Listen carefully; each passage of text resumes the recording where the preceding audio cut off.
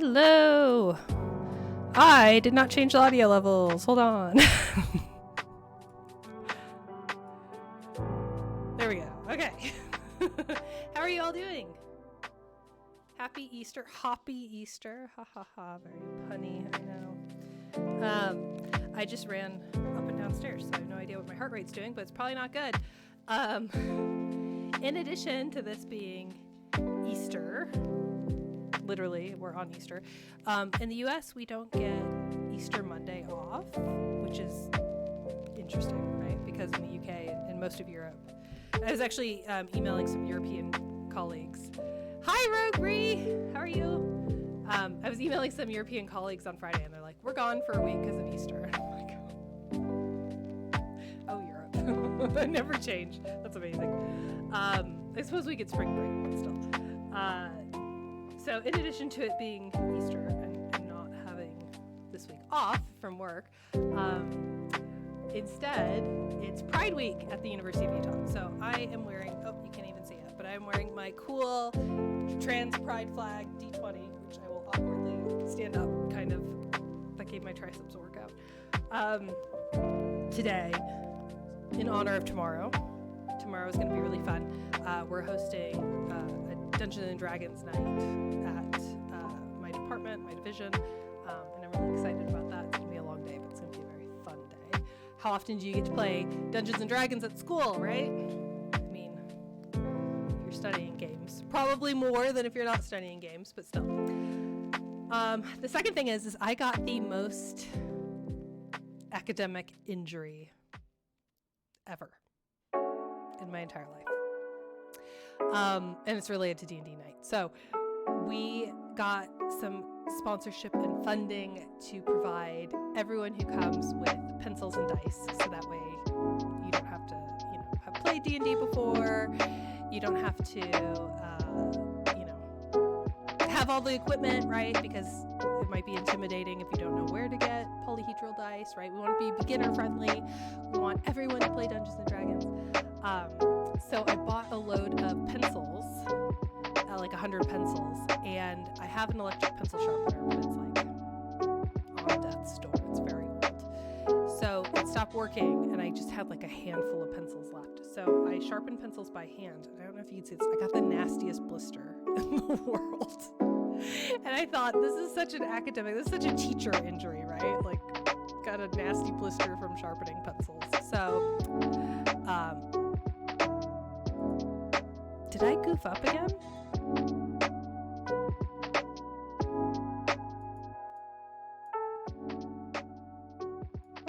I keep doing this. I'm so sorry. I keep turning my mic down and not the background music. Which is the opposite of what I want. Thank you for letting me know. I'm so sorry. Well, if you couldn't hear that, just pretend I said really cool things. On one hand, I don't mind us holidays being less Christian-centric, but on the other hand, I know it's all just capitalism, not giving us as much time off. Yes. Today I procrastinated on making my game by doing a different part of my game. That's amazing.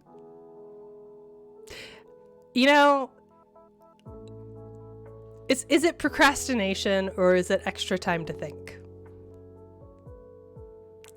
Big brain strategies.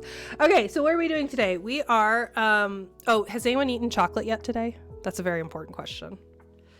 I told you all last stream, I went to the doctor and I am not doing great in terms of cholesterol, sugar, like all the general health things that you should monitor. So I am not on a diet in the sense that I'm not concerned about, like, don't eat this, don't eat that. I mean, I am, but not in the, how do I say this? I'm just trying to eat better, right? I'm trying to not eat garbage 24/7. You can eat garbage an hour of the day, but not all 24, I guess is what my diet amounts to. So I had chocolate for breakfast. You're eating potato salad for breakfast or just in general for today? Because I think potato salad's an Easter thing. I have no idea what traditional Easter foods are. Other announcement, not related to anything in particular. I went to our local market. It's not really a farmer's market. We have this really cool market here in Salt Lake City that's like a farmer's market, but 7 days a week. And it's all just local. Like, you never know what you're going to get, but it's all local farm produce, like homemade cheese, like homemade arepas, like empanadas, that kind of stuff, made from just local businesses. And they have a lot of really cool stuff. They have a selection of non-alcoholic cocktail, like spirits, but there's no booze, and de-alkalized wine. So that's what I went there for, because I'm trying not to drink alcohol, but I really like the taste of wine. So I got 0% wine. It's not just grape juice. It's actually fancy grape juice. And they have, again, my goal for this stream is to get sponsored by a dog treat company. That would be better than any academic grant I would ever get. And I got KK's Bodacious Beer Biscuits. And Katya Loves Bacon is what it's called, this flavor. It's pork belly peanut butter made with Uinta beer grain. So this company goes and gets the used like beer grain. You know, when they brew beer, the barley and malt and whatever gets used up, and then there's just like the mushy grains left over. I don't know if I'm explaining this well. It doesn't matter. I'm not a beer brewer. Hey, Professor EXP, welcome in. But they make dog treats out of it, which I thought was pretty cool. Brant, oh, I'm sorry to hear that. You have those issues too. Yeah, fasting. So I'm trying intermittent fasting as well. What? I tried getting such a drink today, but they have it classified as alcohol, which you can't buy here. What? Okay, I got carded buying kombucha yesterday, which is like fine. And I know I had to ask because I know there are alcoholic versions of kombucha. By the way, Bree, I'm talking about the Hive Market. You can look it up. They have an Instagram. It's called the Hive Market. It's off of, I want to say, it's actually really close to our neck of the woods, I'll say. These dog treats look awesome. So the dogs are having the carbs that I can't have. But to finish my story, so I went yesterday to this bar. Again, I'm in Utah. So if you're new here, hi, I'm in Utah. And we have some really interesting, I'll say, alcohol laws. But I'm not drinking, right? I have no intention to drink. I know there are kombucha brands that add in like extra, or like, I don't know how they do it, but they make it boozy so you'll get drunk off the kombucha. That's not what I want, right? Like I just wanted kombucha that has the live bacterial cultures because I enjoy what it does for my tummy tums. So I went to this bar, but they brew their own kombucha, non-alcoholic kombucha, but they have a bar license. So it's a really pretty, it's called, Hands Kombucha, or it might be called HK Brewing, I think. It is off of 3rd West, like downtown Salt Lake, next to that Target. It's in like this area that's getting super gentrified and like hipster. So I went there, and I've gone there before, and I'm not going into the bar, right? Because again, I don't want alcohol. I'm not trying to drink alcohol. I just want to stop in, get my kombucha, and leave. So I go in, and they're like, I need ID. And I'm like, oh, I'm not here to drink alcohol. I'm just here to buy the kombucha. And they're like, no, you're inside of our building. Therefore, we need to see your ID. And so I was like trying to be not awkward because I know people can get really aggressive and angry about Utah's alcohol laws if they're from another state. And they're like, what are you doing? You know, and I was trying really hard to not do that. But I wanted to make sure that the kombucha I was buying wasn't alcoholic because I don't want alcohol. And so I don't know, the person checking my ID thought I was like the biggest butthole in the world. And I was like, no, nothing I said worked. It was really bad. Isn't being carded nice? Yeah, it's sad when I don't get carded because everyone in Utah is supposed to get carded. And there's been many times where I haven't gotten carded and I'm like, okay, that's cool. I'm an ancient swamp hag. That's fine. I was once told I couldn't buy non-alcoholic beer before 12 on a Sunday because you weren't allowed to buy alcohol until after 12, to which I replied, it's not alcoholic. Did they sell it to you? I'm curious if they actually sold it to you. Because, yeah. There's probably more alcohol in the kombucha than the non-alcohol aperitif that doesn't have CBD, THC. Yeah. Yeah, probably. I mean, there are trace amounts of alcohol in kombucha, but to my knowledge, it's not regulated like alcohol. You can't get drunk off. Well, first of all, I don't know how anyone can drink more than a bottle of kombucha. Like, I think you would have to drink such quantities of kombucha that you would be sick from like the sugar or from the carbonation or from the like probiotics or something. I don't know. Like, kombucha's good. I like it as a treat, but I couldn't imagine drinking enough of it to get drunk. They did not. To which I asked if I could buy rubbing alcohol, and I was told that I could. I'm sorry. That's really funny. I love the taste of non-alcoholic stuff because mocktails are awesome. And I remember someone saying they could serve it to a kid, and I was like, what? What? Like, a virgin daiquiri or virgin pina colada is just a smoothie. What? Why would they serve you that? That's so wild. That's so wild. I don't know. I think people are so afraid of, and rightly so, right? Like, if a bar loses their liquor license, what are they gonna do? They go out of business, right? Like, that's their livelihood. So I'm not mad about it, but I think there's just so much confusion over liquor laws that people are so scared to break them that they go overboard, you know? But anyway, I have a colleague that I follow on Instagram that we've co-authored papers in the past, and his entire Instagram now is just mocktails. And I feel like I need to step up my game because I'm lazy and I'm like, oh, non-alcoholic beer. I am one of those people that actually likes the taste of beer and I actually like the taste of wine. But so for me, the non-alcoholic versions are perfect. Non-alcoholic Heineken, we literally bought alcoholic and non-alcoholic, and we did a taste test side by side, and we could not tell the difference. So maybe that says something about my taste buds, but like, I don't drink to get drunk. I actually hate feeling like I'm intoxicated. So for me, the non-alcoholic versions are perfect. And they have less sugar than soda. So I guess, maybe the like snarky person would say, well, if you like carbonation and you like drinking beer, but you don't want the alcohol, why don't you just drink soda? I don't like sweet things. I like bitter and like savory tastes. So yeah, so it works out great for me. Oh yeah. Yeah, if you don't drink, and there's like 1,000 reasons why people don't drink, right? So if you visit Utah, yeah, you fit right in. There's a really cool bar that just opened. There's 2 bars that I know of. There's WB's in it's north of Salt Lake. Where is it? It's not Farmington. It's oh my gosh, why can't I remember it? It's north of Farmington. But it's called WB's. You can look them up. You can actually order non-alcoholic wine and spirits from them, and they'll ship it to you. So WB's Eatery, I think is what the website is called. They do a variety of non-alcoholic spirits, and they put like capsaicin in the spirit. So if you do a shot, it burns like alcohol. It's really quite cool. I quite like their fake spirits, but it you can make a mocktail with just the fruit juices or whatever, but to me it tastes like fruit juice, which is fine, right? Like, I like smoothies, but sometimes I want a cocktail and I want it to taste like a cocktail. I like the bitter, I like the savory.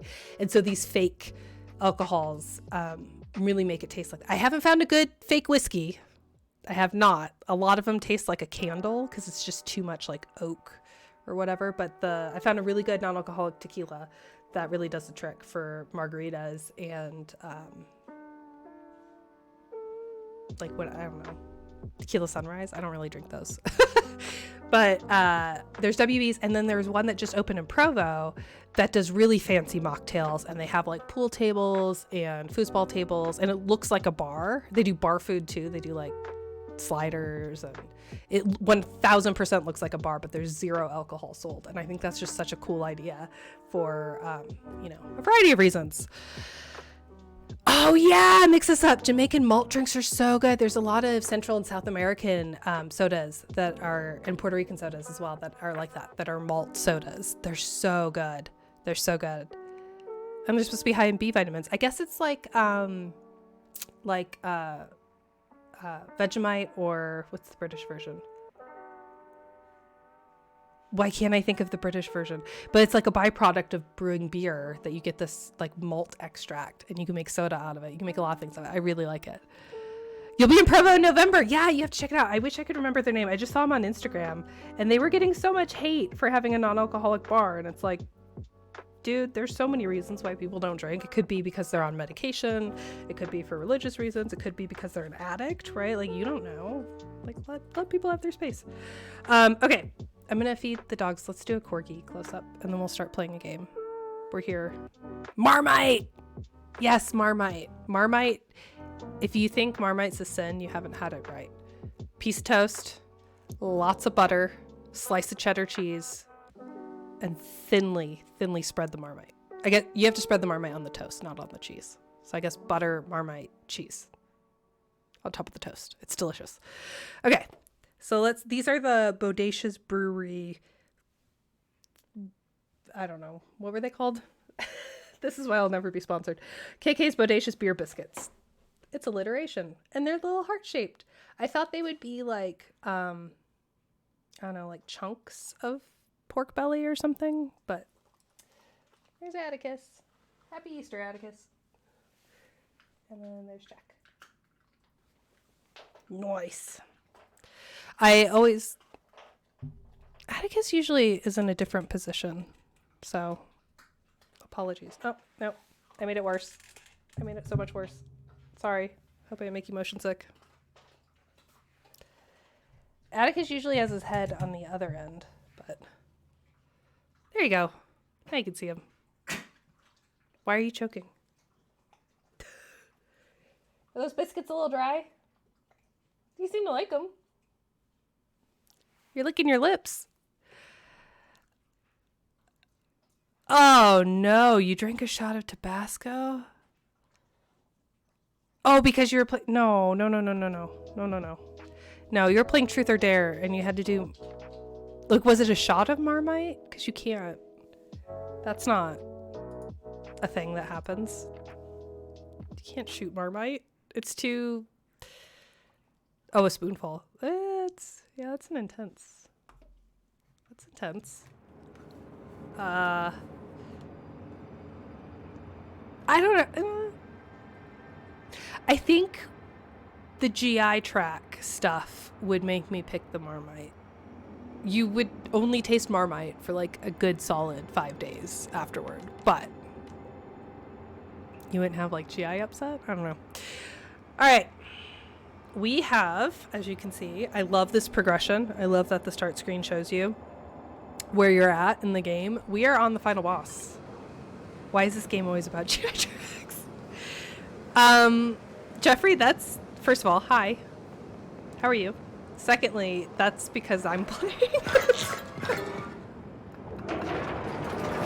Oh, gross. Okay, so far, this boss level has been, let's do a quick recap, shall we? I should do my introduction. It's Easter. It's Easter. We're allowed to be a little bit scatterbrained. Hi, welcome to my channel. I am Professor Ashley. I am a real professor. I teach people how to make video games at the University of Utah. And on my channel, I use eye tracking and a heart rate monitor. So if you see a yellow bubble, I think it's fair to call it a bubble, bouncing around the screen, that shows you where my eyes are looking at on the screen, which is super fun in boss fights because sometimes I don't see projectiles coming at me and then I die and you're like, what? It was right there. And then I use a heart rate monitor which tracks how fast my heart is beating, with the idea that if you are stressed or anxious or nervous, your heart beats faster than if you are relaxed. So we're playing Cocoon today and we should be able to finish it. Last time in the game we were able to get 3 orbs and we kind of had to go back through. Last time was intense. Last time was a real head scratcher. We had to go put worlds inside of worlds and then die in some worlds to come back in other worlds, and it was a lot. Truly a lot.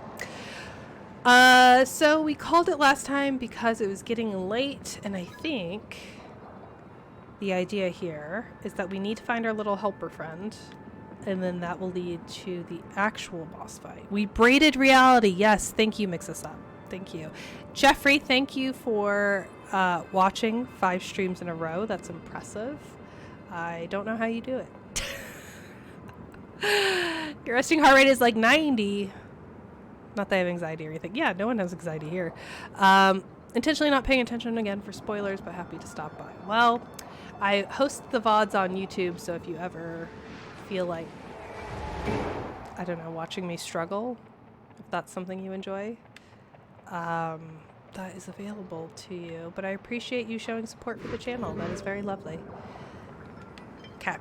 This white ball allows us to shoot projectiles at black diamonds, and nothing that I said makes sense, but here we are.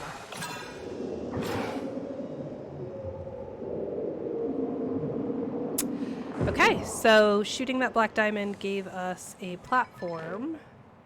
Oh, weird. What?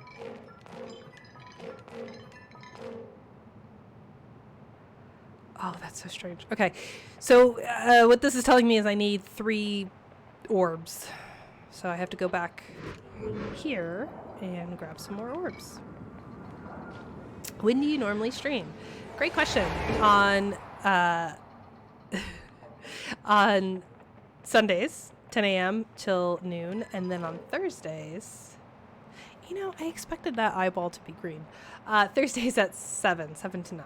So I stream twice a week, and we have a lot of fun. I'm also doing something called a Think Aloud protocol, which I forgot to do in my introduction. It's Easter.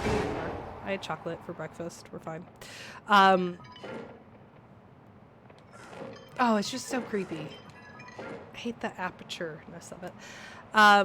Where I narrate what I think the game is asking me to do. This is particularly interesting for puzzle games because you can see when I'm stumped how I'm puzzling out the logic of what I think the game design is. And we do think alouds in games user research to look for areas where players get stumped. We also do it so we can troubleshoot. We can troubleshoot our design and see where our design might not be as successful as we want it to be. I have no idea what's going on. This game is weird. In the best way possible. Not an insult. This game is unique in its visual design.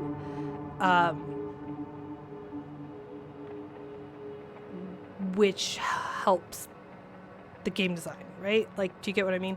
So visually, the game is so unexpected that the normal cues I look for in animation design to tell me where I'm going and what I'm doing are not available. Okay, we've seen this before, right? So in the last level, this was a gate, like a portal that let us go back through a different level to gain resources. This is a type of barrier block that I can walk through easily, but I cannot walk through if I have an orb. So, ultimately we need to get here.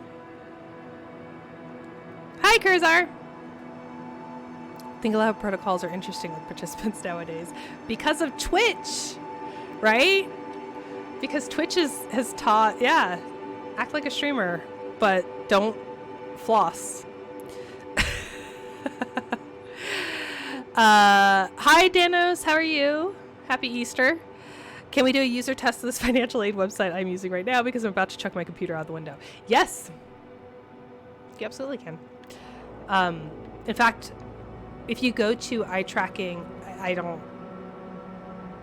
I've never done user research for web design, but if you go to eye tracking websites, predominantly what the website is dedicated to is exactly what you're talking about, Professor EXP, is doing web design. I mean, it's not a Think Aloud, right? Just because you're using an eye tracker doesn't mean you're doing a Think Aloud. But I think a lot of these companies' bread and butter is doing web UX versus games UX. You are. Okay, so I can't go south. It looks like there's something south. This platform is how I got here, and there's nothing I can do to interact with it. I cannot go north. I have these 3 orbs, but as you just saw me try, I can't take them past the barrier. So, what to do? I need to get those orbs over here. Is there something in the environment I can use? Now, in purple levels past, there were these little pods. Not those pods. They looked different, and they allowed me to get an orb over. So I think this platform looks like it moves. Oh, I probably need to hit that black diamond again, right? Okay, let's go try that and see if that moves the platform. And then I can load up a orb on the platform and then send it back by hitting the black diamond again. I mix this up. You're my favorite.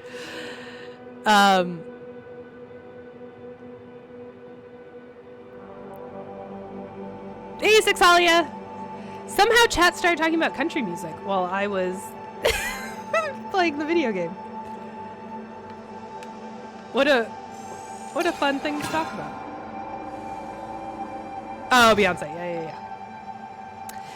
We were listening to the album yesterday while going to Costco. By the way, pro tip, if you want a good user experience, do not go to Costco on the Saturday before Easter. That is a bad time that no one enjoys. I actually got hit in the butt with a shopping cart. Like, I was waiting in line. The line to check out was wrapped around the store, and I was waiting in line. And someone just, like, I don't know, was talking. Just rammed in the butt on the shopping cart. And they were very apologetic. They were very kind. I laughed pretty hard. It did not hurt me in any way. And the person was, like, so embarrassed. I thought it was very funny. Okay, so we are now able to put an orb here, and that lets us go into other worlds. I'm guessing we need to go into another world to get our little drone friend. But we also have this that we need to unlock. So I'm going to work on unlocking that first. Rhythm and blues and country were always the same.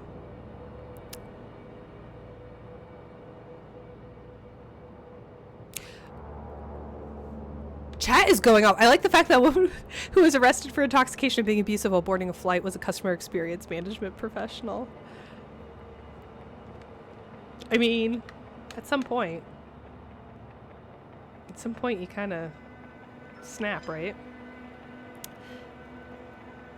LGBT and black musicians making mainstream country, and that's lovely. Yeah, music's for everyone, right? There's a Vox show on Netflix with short episodes, and the one was about country music was so good, with Lil Nas X. I love Lil Nas X. I think his music is bop. He's also like 22. He is so young. So young. I was absolutely floored when I found out. I mean, he looks young, right? But to be so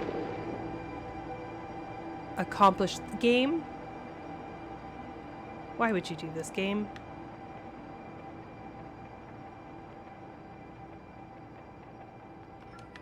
The game has just been very mean to me.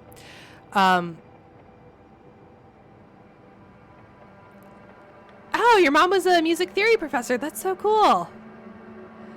I'm angry that young people have talent. Right?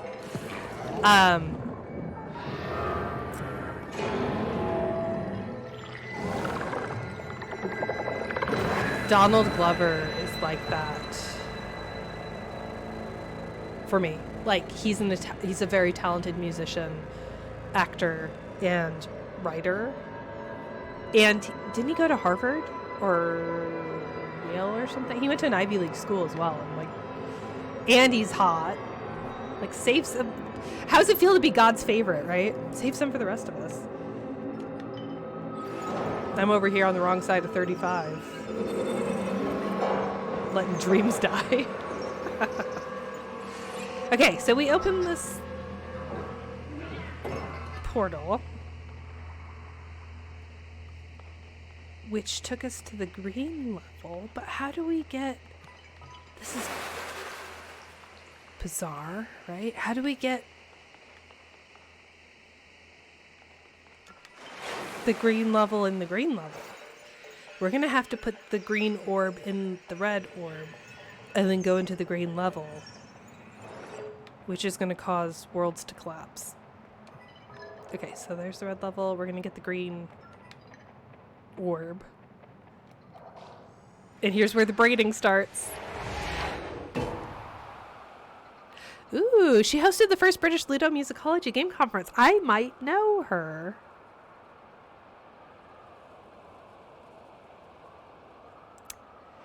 Oh. Music is used to promote humanism. Otherwise, it's just sound.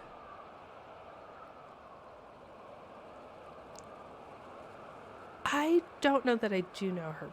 The last name is familiar, but...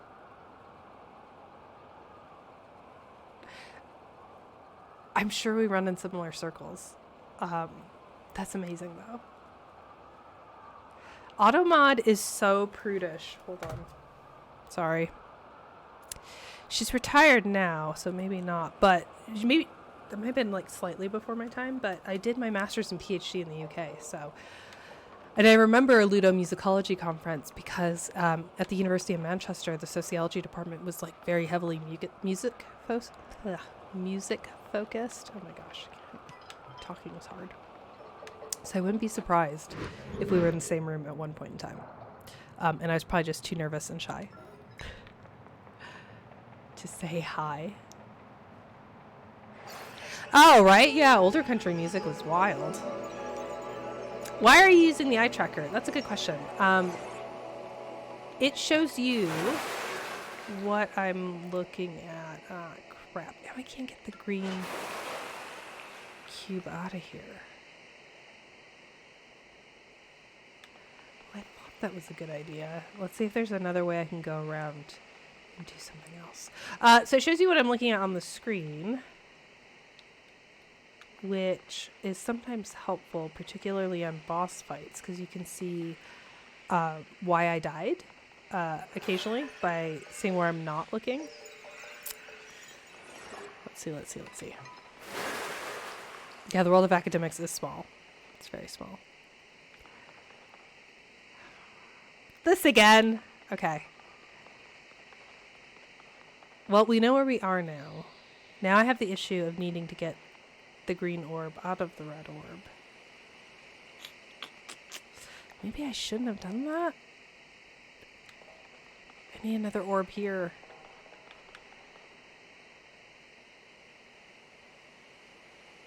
Oh yeah, Finland is huge on games. The University of Tampere is awesome. They do a yearly seminar in the spring that is just super, super cool.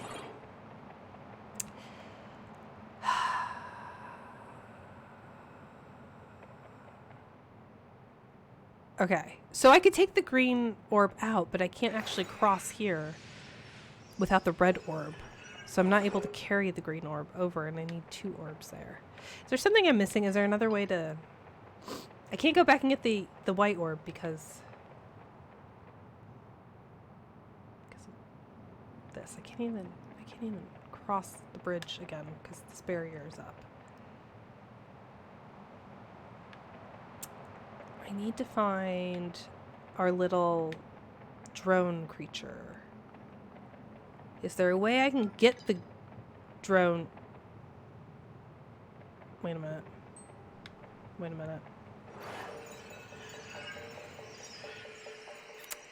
There's that platform. Okay, I'm going to drop off the orb there. I'm going to come up here, and I'm going to use this platform. I'm not going to move it around or anything.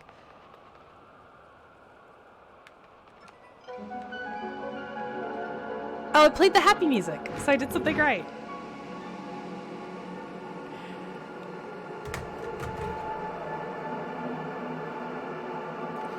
Mix us up the braiding. Do you see this?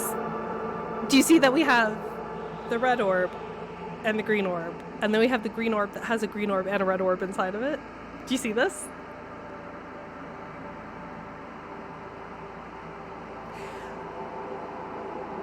But we're in the green orb through a portal in the red orb. My brain is melting. My brain is melting. My brain is super melting.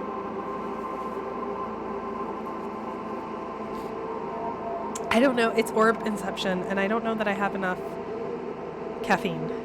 I'd argue trap songs also tell stories. Oh, yeah. 80s hair metal is much worse in terms of its best and gross values, but that's considered music. Yeah, sure. I like trap. As a dancer, trap is fun to work on layering. I think that's what it's called. I took a dance workshop from Zoe Bryce, where we did just that. We listened to trap music and we would pick out like which instrument do you want to express in dance, or do you want to follow in dance, right? Because you have the bass, you have drums, you have sometimes lyrics, although in trap not always lyrics. You have synth, and at any moment in the dance you could pick one area of instrumentation to follow with your movements, and then you can switch between them. But in thinking about, do you want to be lyrical in your movements? And that's just such a way of moving your body that I had never thought of before. If it has to have a narrative, does that mean instrumental music isn't music? I think noise is music sometimes, but I'm not a music person. I'm a dance person. Oh, I can be really infuriating right now. I can say, if you can dance to it, then it's music. I'm sure musicologists would love that argument. They'd be really excited and happy to talk to me.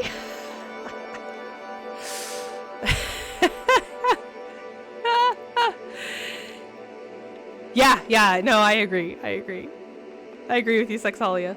I too hate it when folks say rap music or trap music isn't music, or it's inherently worse than other genres. But I also feel that way about country music too, right? There's classic work in the sociology of music called country and rap, anything but country and rap, because for a while in the early 2000s, when you would ask someone, like, what music do you listen to? A common response was anything but country and rap. I can't actually use that like that. So it was like a sociological account of, okay, why are those two music styles reviled? Like, what's so bad about those two music styles that it's like universally hated? And a lot of it comes down to classism and racism. Now, here's a question. Do you think I'm supposed to grab the green orb out of the green orb, or do you think I'm supposed to do this?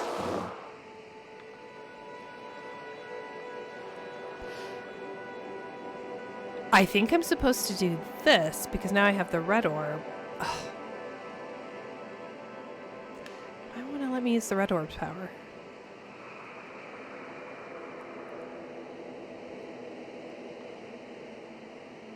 Yeah. For sure, Sexalia. Like a lot of what that study on rap and country came down to is that people weren't even conscious of their biases. What the heck? It just put me right back here. People would think, oh, it's just I don't like the music style. But when they would describe why they didn't like the music style, it had a lot to do with social issues and not a lot to do with the instrumentation, right? Like no one's like, oh, slide guitar, right? Like no one in the study said that, for example.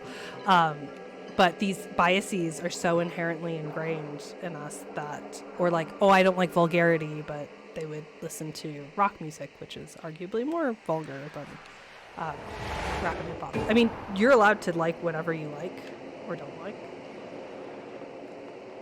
Oh, did I just goof? I think I just goofed really bad. No, I can go back. Yeah, so it's interesting. It's interesting to examine. Like, I had to do a lot of work on that. I grew up listening to country music, and I hated it, right? So if you'd ask me what music do you like, I would say anything but country music. Oh, and metal music, death metal is a lot like that too. When people are like, oh, I don't listen to metal, rap, and country were like the three. So maybe the article is not titled that. Maybe it's titled like anything but rap, country, and metal. Or it was titled something like that. But anyway, I grew up hating country music because that's what we listened to. And it took a long time for me to unpack my own inherent biases to realize I associated country music with like poverty, right? And classism. So, so that was me unpacking my own internal biases. But you know what? People may not be ready to unpack theirs. That's okay. I don't know how I'm going to solve this freaking puzzle. No, it just takes me back here. Okay, so here's what I was hoping to happen. My hope was... Wait, hold on. My hope was that I would go to the red level, but I realized I need the red orb in order to go to the red level. Crap. Well, I'm in the red level, but... Okay, wait, does this actually do something for me?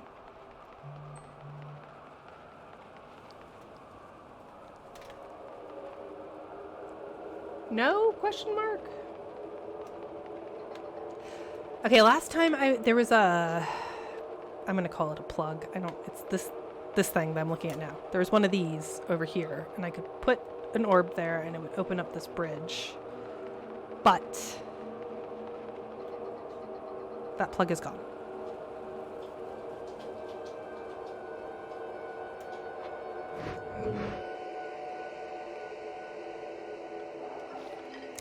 Instead... Oh, what's your question? Sorry.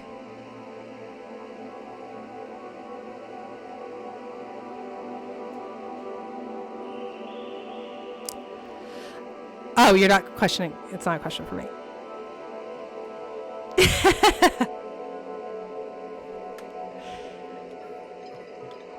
No one has questions for me. Okay, well, if I this is circular. Mix this up. I need your brain cells for this braiding. Okay. I'm going around in a circle, right? So now I can't do anything because I don't have an orb. I almost called it a cube because that's how broken my brain is right now. So if I go to this platform... Okay, let's focus. What's happening? Okay. Ideally, I need to... Wait a minute. Hold on.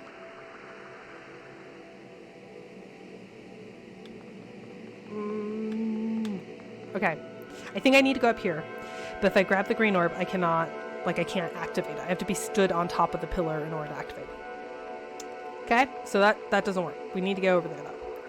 Now, if I opened this pond, let's call it, by putting those orbs there. Now, if I put the red orb here, it's a no-go. I can't do anything. I can't go anywhere. If I put the green orb here, it takes me to the same place that I can get to by carrying the green orb with me and going over here. Now, I'm going to walk through... We've gone through this like 6 times by now, but I want to walk through it again because... You're good, Sexalia. I can't help with the game either. Now, if I use the Celia lily pad, it just takes me back to the pond. Are any of these words making sense? I don't know if it's making sense. Okay, I need to cross here. I thought I could cross here because the red ball is inside the green ball. I'm laughing because I sound like I'm it's gibberish, right? Like nothing, none of these words should go together. Okay, that's a dead end.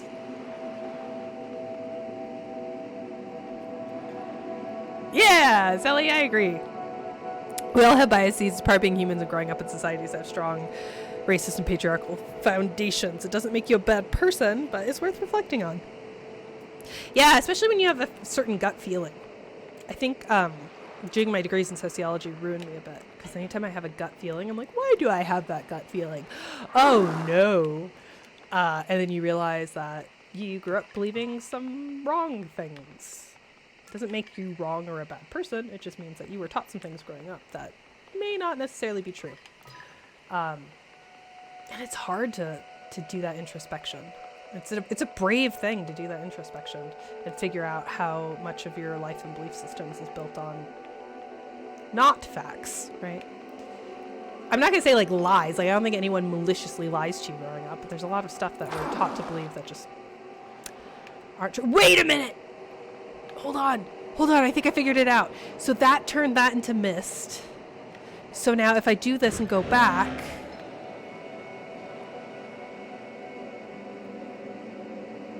the other tower's probably missed. How do I get back to the other tower? Oh my gosh, that takes me in a... No, okay, how do I do this?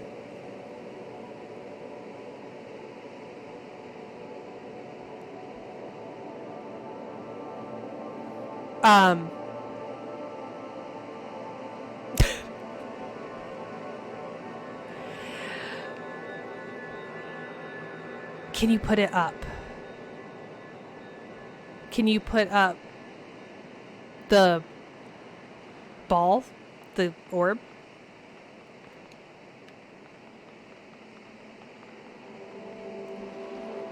I don't think there's a place to set down the orb, except here.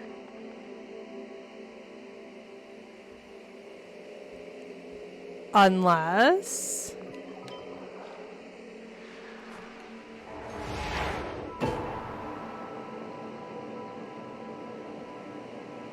take the orange down.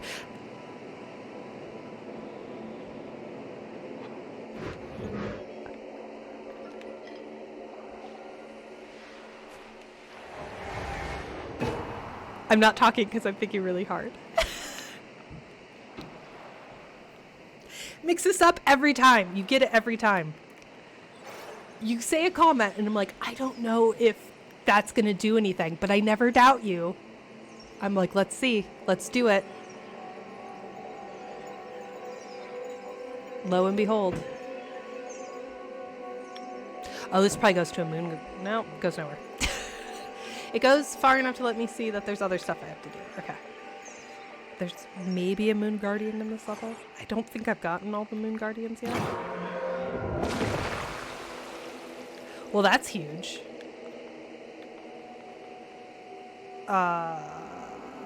Is there a quicker way to get over there? Oh, so. My brain's made of folding space. That's great. Carry those orbs in your brain. I'm trying. I had chocolate for breakfast. I regret everything. Okay. Now which orb do we need? So we're back to the pond.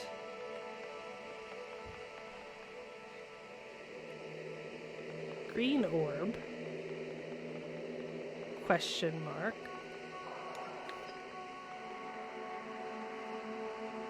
Let's see if this works.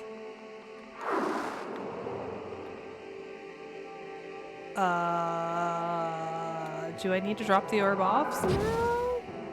No. Okay. Well, we're trusting the game. We're trusting the process. I need the orange one. Crap.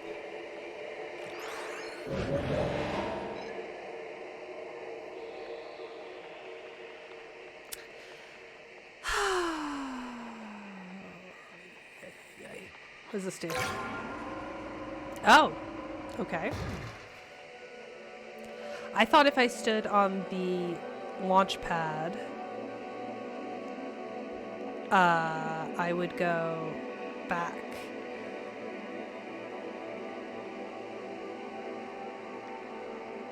Chat, yeah. Chat, I need you to help me. Sorry, I think people are having an intellectual. Sorry, I don't want anyone to feel like I'm not intervening or I'm like ignoring it because I'm awkward. I mean, yes. Yes, I'm very awkward, but that's not. I am fine with intellectual debate and I'm fine with the spirit of debate. But really, you're here to support me. Sorry, let me be a Leo for a second. Yeah, stop talking about sociology and help me with this puzzle game.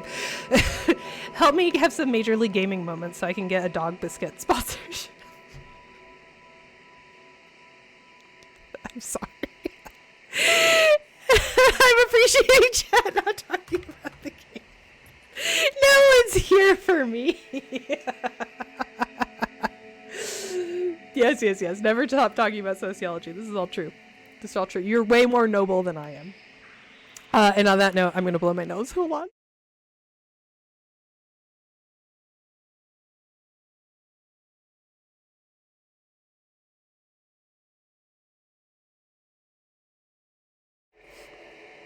Oh, we like to have fun here. And unfortunately, it's allergy season. I had grandiose plans of having an outdoor Easter egg hunt this year. Oh my gosh, that scared me. Debug_Zell just redeemed hydrate. That is a good idea because I am also very thirsty. The recorder is so good. Use Vicks for allergies? I went outside yesterday. I wish I need a soundboard with like a cheer. Remember when we played that radio, Killer Frequency, and there's the kids going, yay! Yeah, first mistake going outside. I will take a bow. I went outside yesterday, and as a result, I am suffering today. Why do you want your students to stop talking about sociology? Oh, Professor EXP. I can read. Although my students often wish I would stop talking about sociology. I get it now. Reading is hard.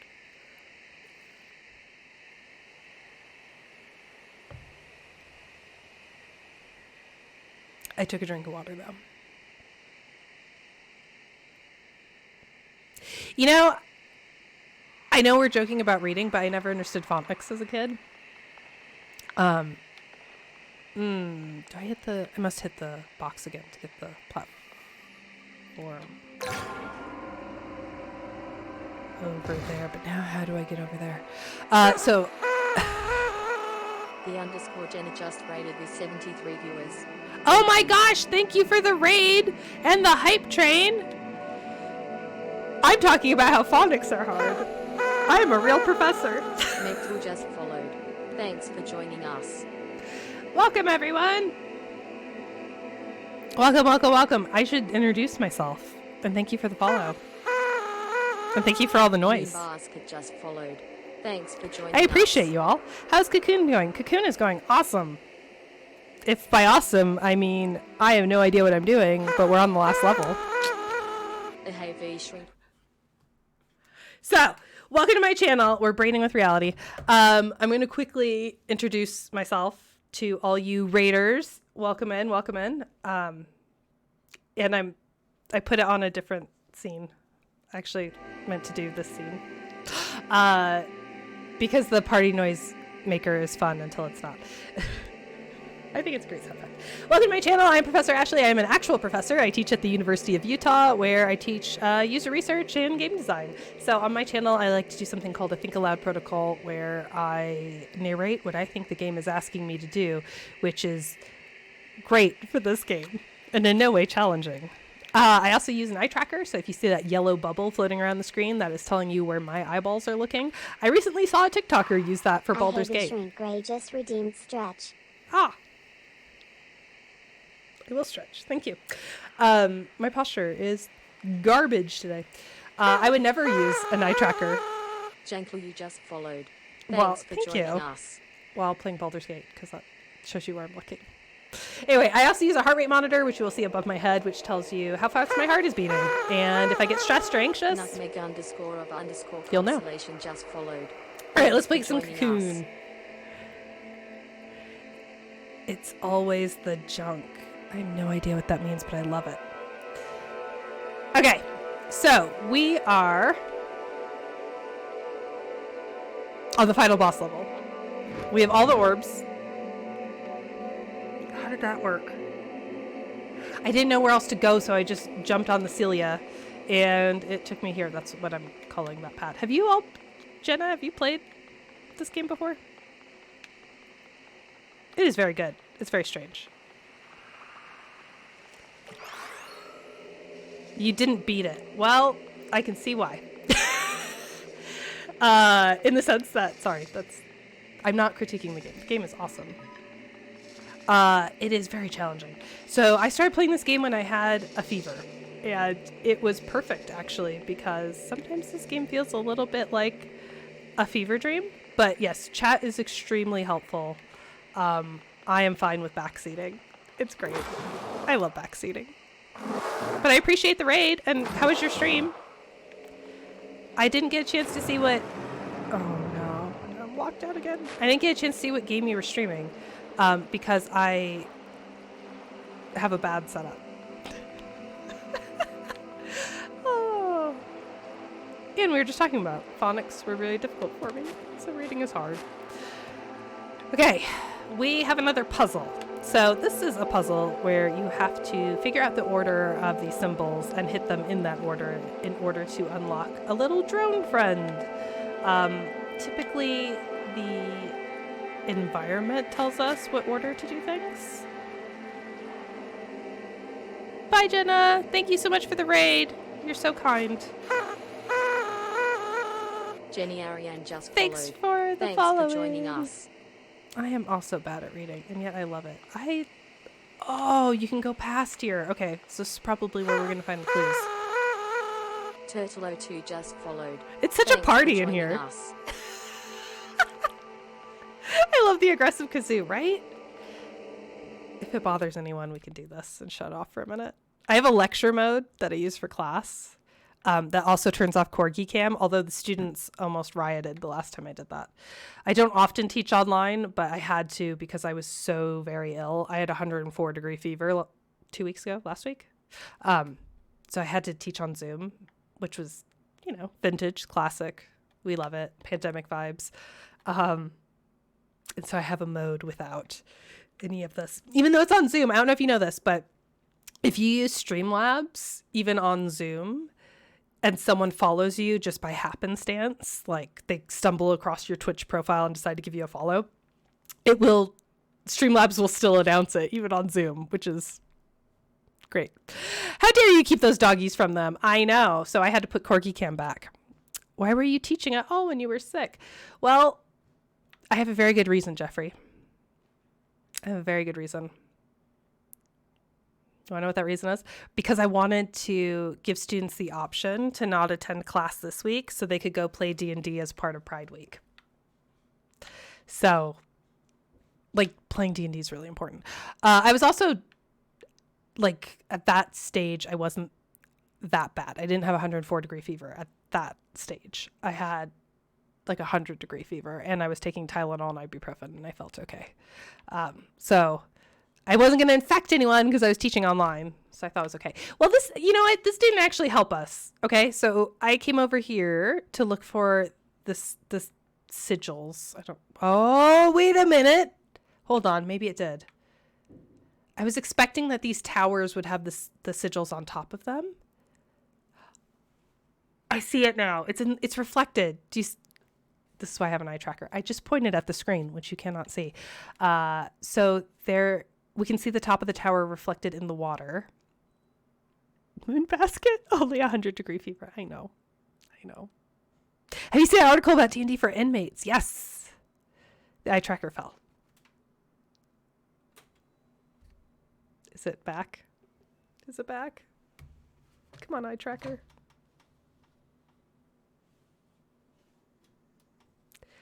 No eye tracker on lecture mode. I'm so grateful. Okay, if you want a kazoo noise, you can make a kazoo noise now. Okay, so that looks like a triangle. That looks like a butterfly. That looks like a pentagon. Is it back? It is back. Zelly, you are the master. Debug Zelly. Debug indeed. Zelly debugs me all the time. Okay, so we have to remember this order. It is... I don't think there are any sigils on the left pillar. Triangle. That's probably butterfly. Pentagon. I can't really see. Oh. I can't see that one because the seaweed is like ruining the reflection. Can I get up close? No. I don't really see it there either. Okay. Maybe that implies that we have to do process of elimination to figure out what the first, because there should be 5 and we have 3. We have triangle, butterfly, and pentagon. So I think we have to brute force. Ashley's special turn. It's true. I have been known to brute force.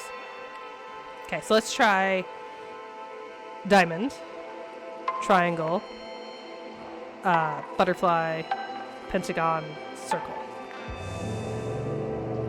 Got it on the first try.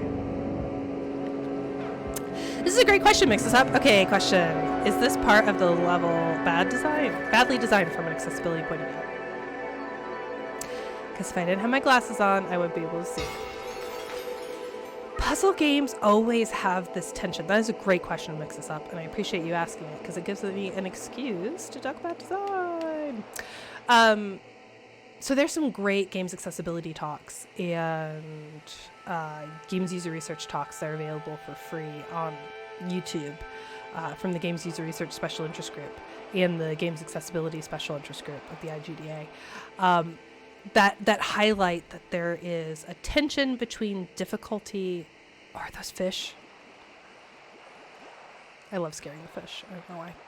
Between difficulty and accessibility, right? So the kind of the people who love Dark Souls trumpet the fact that it is not a very accessible game. It is a difficult game and it's a challenging game. But the problem lies when we conflate the two, right?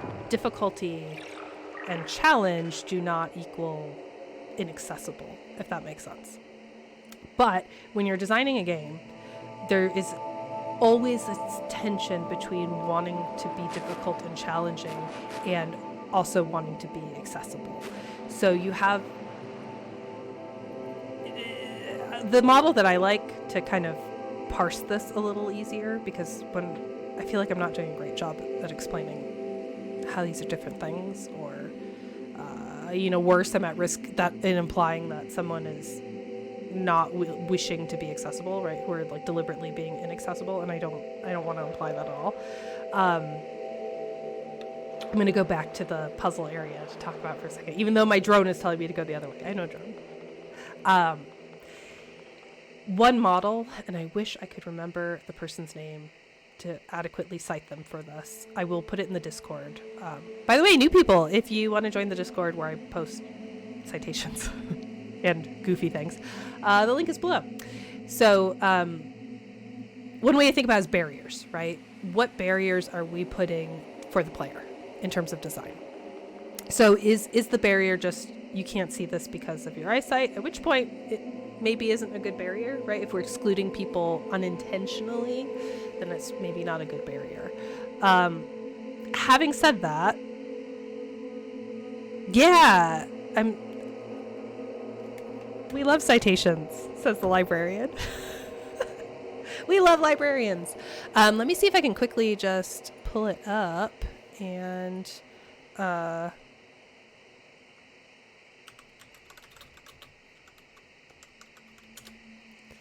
see if I can remember. I think it's under the summit though, right?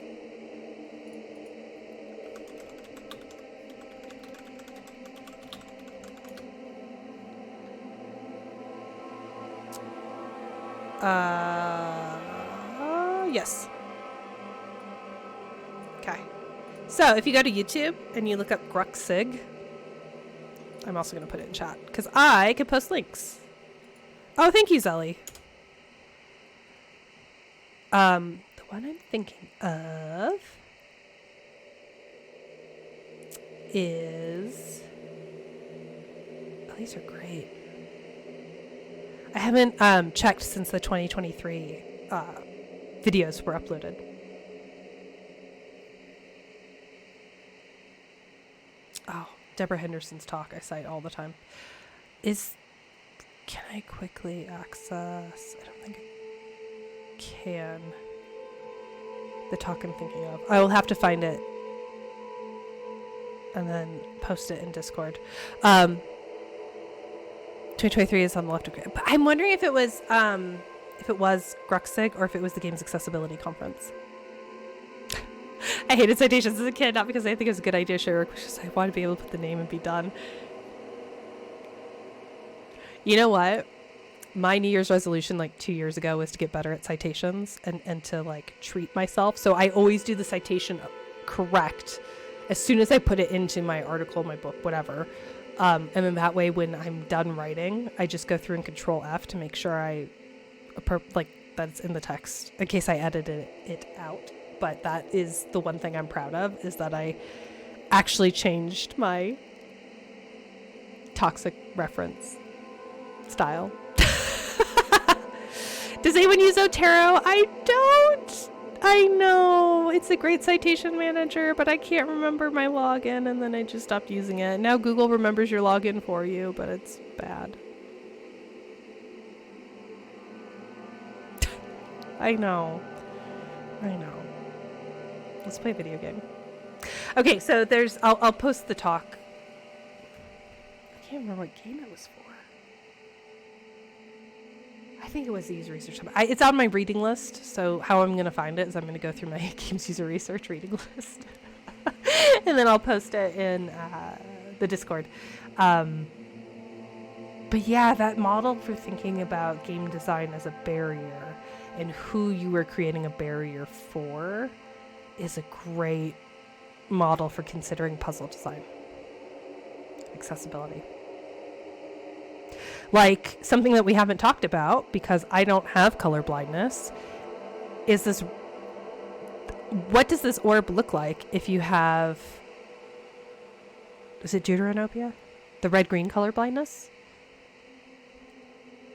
Could you tell that there's an orb inside this orb, right? So, I mean, that's a barrier that may or may not be intentional.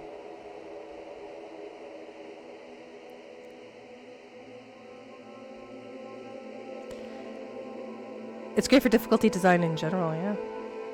All this citation and research talk makes me think of taking a story writing class. I'm trying to rewrite my survey using the CAR technique. Nice! Good job, Curzar. Alright, let's play a video game. This is the last level. Ha ha ha ha ha, she says. Also, hey, props to the Jenna for many reasons. I really appreciate the raid. I really appreciate you raiders sticking around. But also because this is the most channel views for Cocoon in a really long time. When I was setting up my stream last night, I looked at, there were 2 viewers for Cocoon. So we're making Cocoon come back, which is great. This game was nominated for, was it the Innovation Award at GDC? Ah, beans. I forgot. We just killed our drone. Okay. It was also nominated for a BAFTA, yeah. I think we have to, mix this up in terms of braiding. I think we just, that was an easy braid, right? That was an easy braid. I'm sorry, I watched too much McElroy. That was too easy of a braid. Oh no. Okay, so we got our drone. Oh, we just grabbed this. Okay. For some reason, I thought the orb was behind the barrier. I don't know. I'm making this game more difficult than it needs to be because there's a lot going on. Okay, now we can reduce this barrier to nothing. Talking about barrier reduction. Man, we're doing awesome. I'm a little bit scared though because this is another pond. Oh no, I'm getting smarts. It won debut indie game at the Game Awards. Yes. I always get the Game Awards and the GDC Game Developers Choice Awards. That's what it's called, right? I get them confused because they're like a month apart and they nominate very similar games. There were some different games in the GDC nominations that I made use of during the spring summer sale. I bought so many games.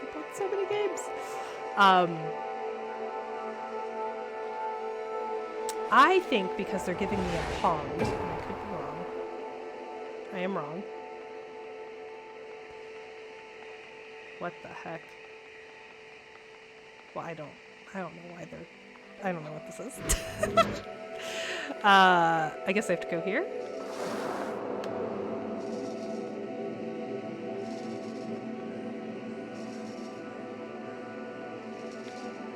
What does this do?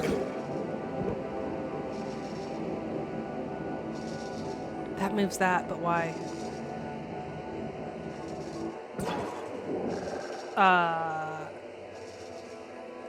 Okay, so I need to go to the pond. I now understand the pond. Because that diamond, not crap. The little diamond, the scaly beast that's making that tick, tick, tick, tick noise will eat my drone. I think I'm explaining what's going on. Okay. Oh, crap. That's not where I wanted to go. This is not where I wanted to go. Game.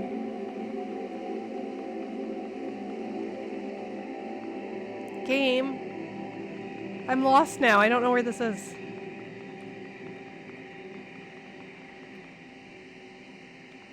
Who's your favorite philosopher? Ooh, that's a good one. That's a good question.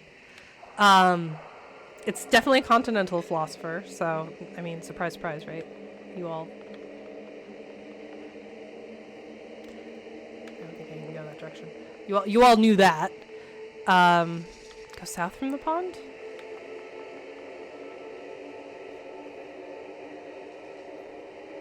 I need to catch up on chat. Curzar. Hold, please.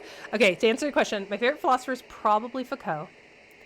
Foucault has a lot of problems, right? No philosopher is immune from critique, but I would say Foucault has been the most influential on my work, in the sense that I like thinking about institutional discourse and how that shapes our relationship to topics like music. Ha ha ha. Oh no. Oh no, I resurrected the ghost of past chat discussions. And besides Foucault, Weber, Durkheim are pretty big in terms of influencing my work. Also Butler, of course. I've been thinking a lot. I mentioned Durkheim, so I've been thinking a lot of Durkheim's social division of labor theories, writings, philosophies, and how that relates to emotional labor by like Arlie Hochschild's work and thinking about how labor is structured in society. Oh, and how it relates to games, which is a whole nother thing. So in one of the earlier iterations of the game I was working on, someone put timers in. I had to keep explaining to them that timers were not accessible and our game is meant to be super accessible. Well, in effect, this game has timers, right?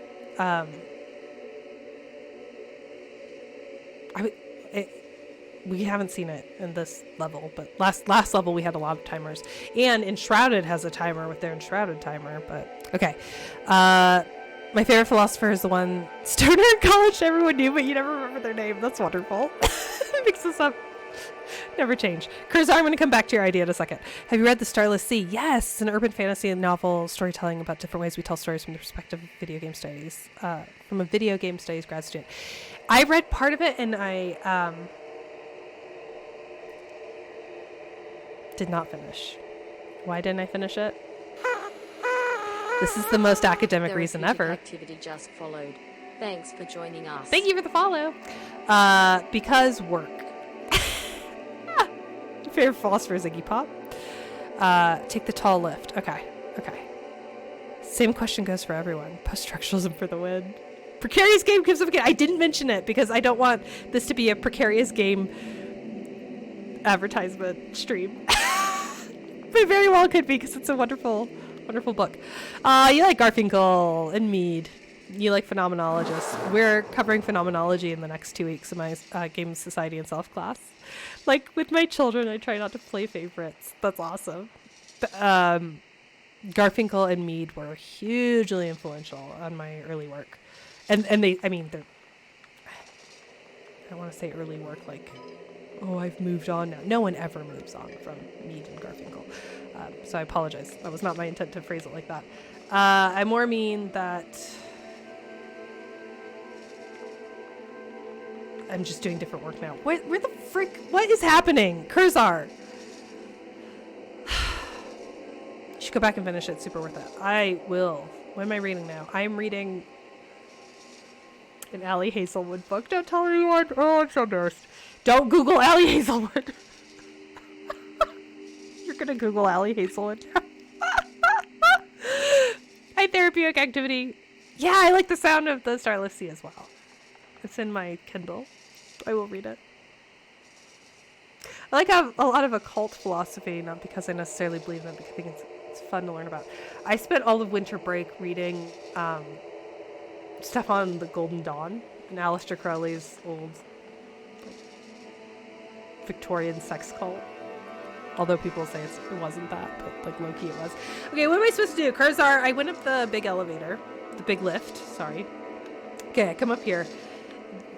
My drone is telling me to go south, but I obviously can't because what's going to happen is this diamond creature is going to yum eat him up. But I can resurrect my little drone creature, which is great because I like my little drone creature. My other option, I don't think I fully understand how these Celia platforms work. Like, is it the last platform that I used takes me there or something? Like, did I need to use it first and then I can move it? And then, wait, I can't. You have to braid. I'm reading Bride for a book club. Oh, Zelly. I will, you know what? I'll have to get on audiobooks. I'm really liking audiobooks. What is Bride? Don't look it up. Don't look up Allie Hazelwood and don't look up her. It's fine. You don't need to know that about us, about our lives.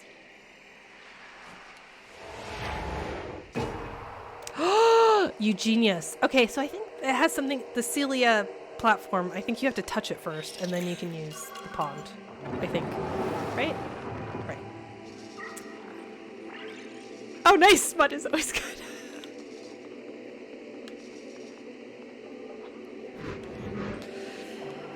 Yup.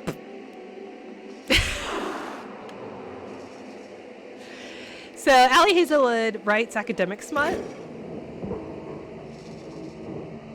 I don't know if do I have to repeat this? Or do I just lose?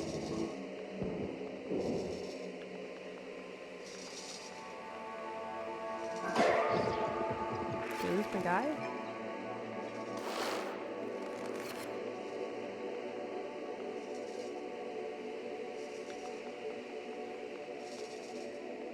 I don't know. I think I just lose my guy. No, I must need the guy for something else, right? The drone? Maybe I'll get the drone later.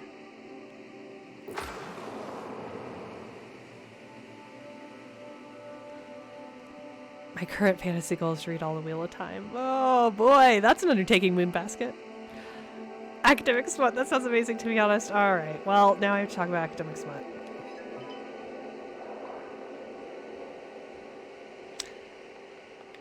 Okay, well I have the pond again. Okay, I do need my drone because I need to lower that barrier. Okay, so I think I have to go back.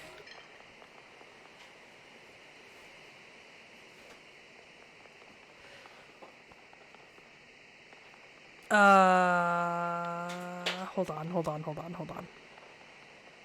See ya, Dennis. There's interesting. Wait. I need to catch up on chat. Okay. You know what? Actually, the game is going to come second to this. We need to talk about academic smut for a minute. The Wandering Realm kicked off a new local smutty book club, and Bride is their first read. I love that so much. So, Bride is Allie Hazelwood's first foray into supernatural / fantasy smut. I guess it's more supernatural. It's vampires and werewolves.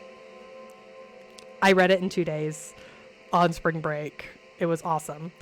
I had heard of Allie Hazelwood before because I knew that she came out of the AO3 community. I knew that she has a PhD. I knew that she's actually a faculty member somewhere.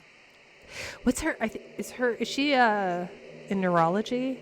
She's in the STEM field. I can't remember which STEM field. I can't remember if it's like physics or neurology. And I knew that she had written academic smut in the past. That was like Kylo fanfic that was repurposed into like academic rivals to lovers. So after reading Bride, I went through and bought a bunch of her other books and read those. And if you're an academic, they're amazing.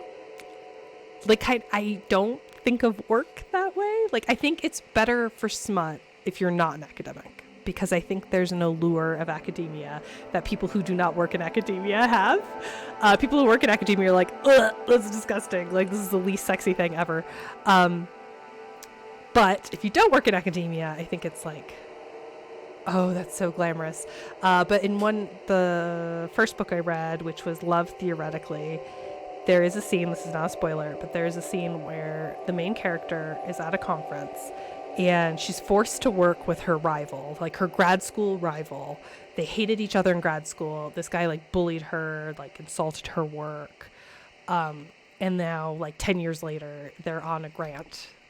They're like co-running this grant together, this grant-funded project together for the NSF, right? So like she actually uses, the National Science Foundation. She actually like cites the grant funders, and so they're co-running this grant. They have to go to a conference together, and she starts thinking like maybe this guy isn't such a horrible goblin because someone insults her. Like they make a snide comment about her work at the conference, and the main male love interest steps up and goes, "Hey, how's your tenure packet going, Brad? I thought there was some deficiencies." And she's like, "Hey, maybe this guy isn't a goblin. I think I kind of like him because he stuck up for me." And that made me laugh really hard. That is such a cutting academic insult. You need some aloe for that burn.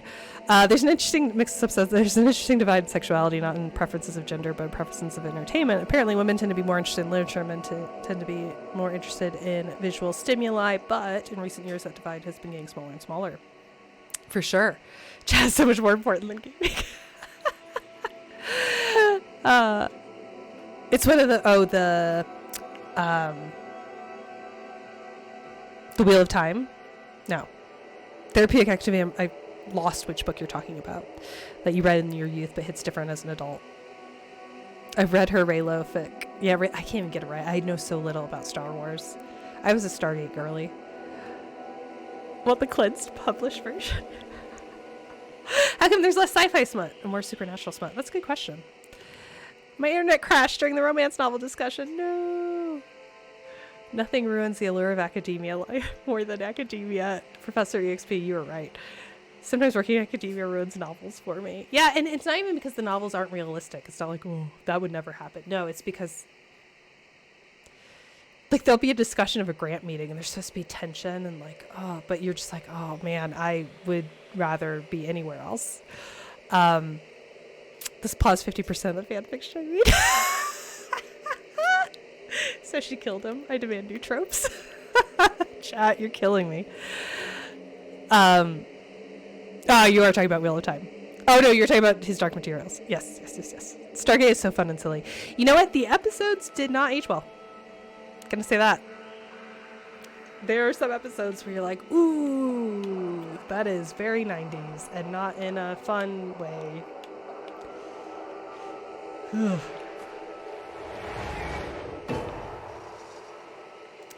Okay, well, talking about smutty academia romance novels meant that my brain had enough time to recharge and I was able to get my drone back. So it is important. I literally watch Stargate every night with my sister, and some of them are so bad. Yeah. But it is a lot of silly fun, and my dream cosplay is to be a Goa'uld. Like the Anubis-headed Goa'uld. Because, hear me out, you could reuse that cosplay. Like, for so many activities. You could do a full like Anubis fursuit. I mean, like the idea of having a fursuit for a deity might be problematic. Apologies to any comedic folks listening. Not my intent.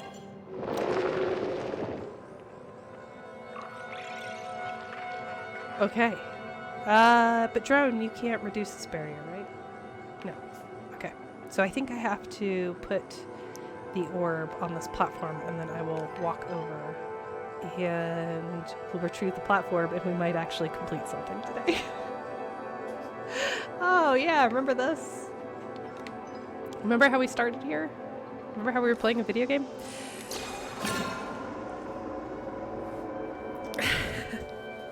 Daniel and Jack and Teal are so married, and I love their throuple energy. Moonbasket, you're my favorite. I'm so glad you joined. That's so, yeah, accurate. Lore accurate. That is canon. See, smutty books serve an important role. Wait, what kind of activities? You ruined your own joke. What's the activities reference? Did I say something? I feel like I said something and then I forgot what I said.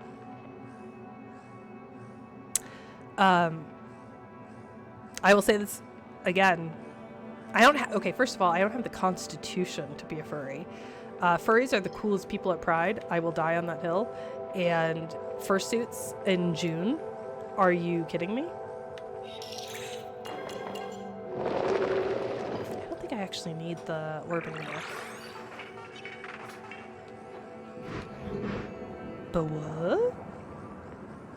Oh, yeah, we're ready for the boss. This is awesome. Oh, you said your Goa'uld cosplay could be used for other activities. Well, you could do an Anubis fursuit cosplay, and then you could just use the head for the Goa'uld. You could also, if you're a fan of Werewolf, the Apocalypse, you could use the fursuit to cosplay a Silver Strider, which is the like jackal-looking werewolves. So that's three uses for one cosplay, right? Pays for itself. What you're telling me is we should have Pride at Winter as well. Yes. I read a queer romance series called Delilah Green Doesn't Care, and it's smutty and cute. Aww. Oh, we demand smutty activities. Well, see, this is why I could not, again, no shade. I'm not saying this to insult furries. I do not have the constitution. You put me in that fursuit, I'm doing one thing, which is sleeping. That's too hot. I can't move. I have all the respect in the world for the people who can. What a wonderful world. I would die. I would actually curl up in a ball and die.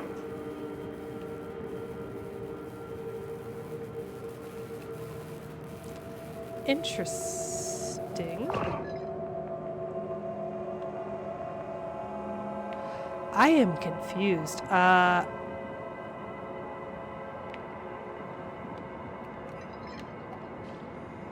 I think I need the white orb.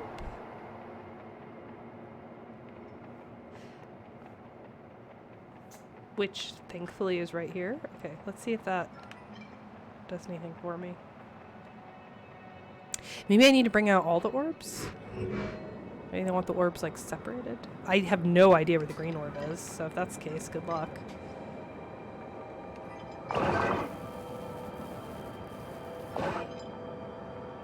Oh, does it want all the orbs in one? I fooled around in a onesie once and almost got heat stroke. You could put laptop fans into the helmet for ventilation. Oh, that's a really good idea. I'm so heat intolerant, I'd probably literally pass out in a fursuit. It feels like you also need to drink so much water to combat the sweat, right? That you would just need to use the bathroom all the time, and that also would not be my favorite thing because it seems complicated to get in and out of the suit. I don't know, it's a lot. I think I'm really lazy is what we're learning. I think I need to have all the orbs in one, right? Which how do we braid? Mix this up. You say that, Kurazar. You imagine fursuits are super breathable. You say that. I mean, I can't afford one, right? So I'm not speaking from experience, but I've worked with for other cosplays for like you know, D&D or Renaissance Festival outfits. Like I've used the fake fur for like a. Granted, it was longer fake fur, but that is not breathable. It's very hot. I need to find green. But do you think I'm... we need to take them all out. Okay. Okay. Let's find green. Where did we leave green?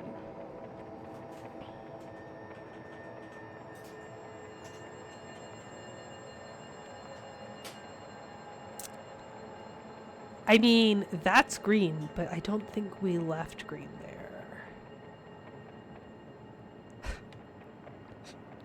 Fix this up. Those inflatable suits with fans keep a person cool? Ooh, that's a good idea. Green does not appear to be in red. What if we take... Does this change the graphic here? No.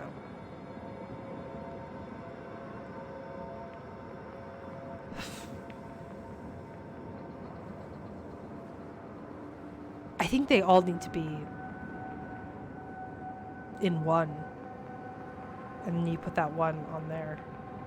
That's what I think. Okay, what if... But green is not in any of them. Try putting orange on here. Okay. Let's see if that does anything. Same thing with all of them. Green is in the green. Mix this up. Where were we in... is this not the white level?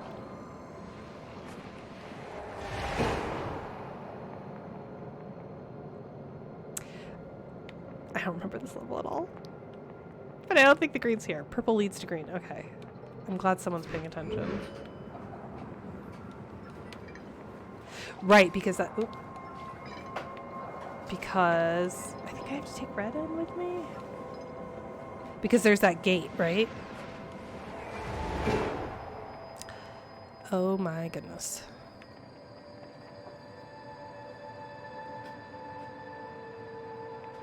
White leads to red.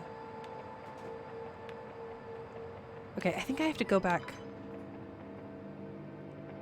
I need white to transport that back over if I need that. I think I do need that.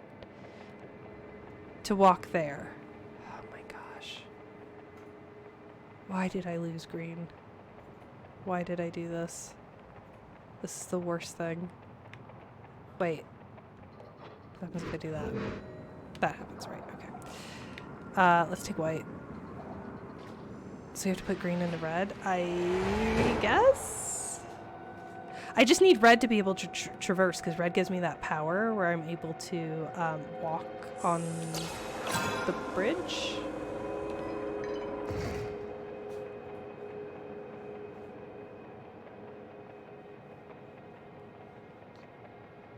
You can hear the little footsteps. Tick, tick, tick, tick, tick, tick. It sounds like the corgis when they walk around.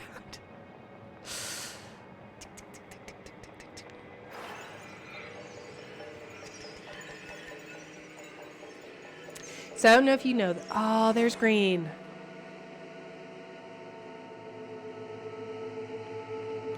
Oh boy.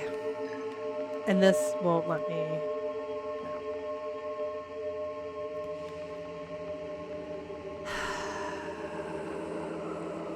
Boy, how do we get this?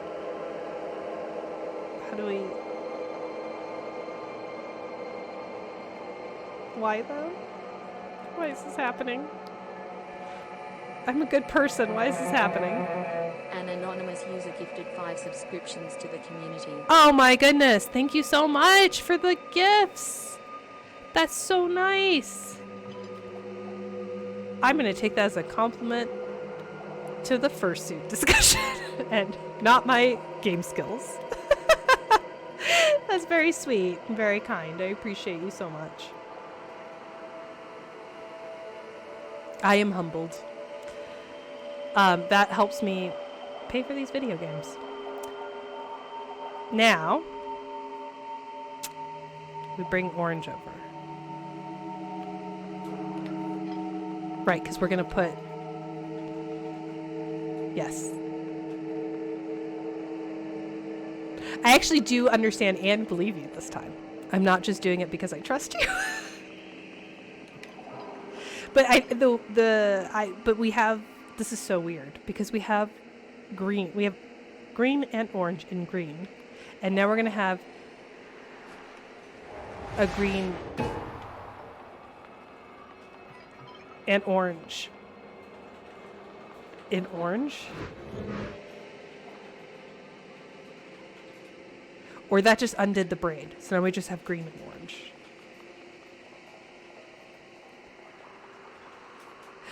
Anyway, okay. Can't you write off video games as work, expense, or research? Actually, that ended in... You could. But that ended in... For academics, at least, that ended in 2019, I want to say.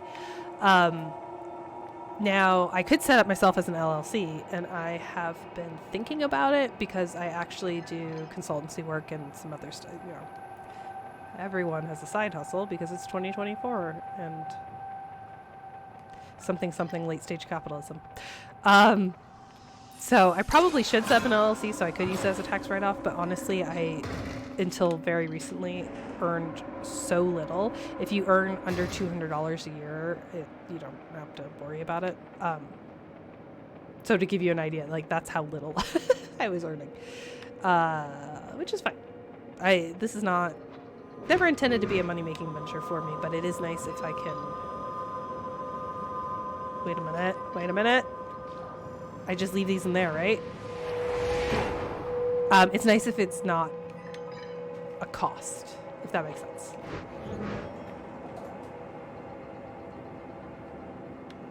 But where's the white orb? Why isn't the white orb showing? Wait, hold on. Do I have to pull out the green orb from the red orb?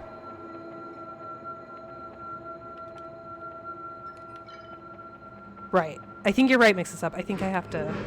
You have an LLC and you'd recommend... It's so inexpensive, too. It's like... I should just do it. I just have it.